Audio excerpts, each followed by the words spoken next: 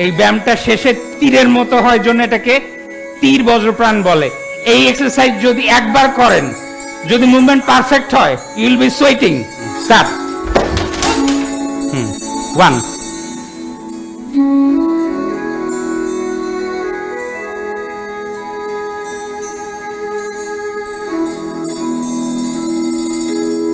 নিঃশ্বাস শেষ, এবার লিফটিং।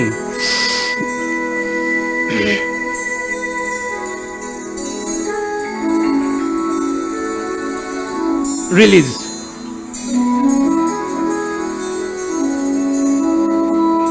এবার আবার ইনহেল উইথ স্ট্রেংথ, টুইস্ট হবে, হাত নিচে,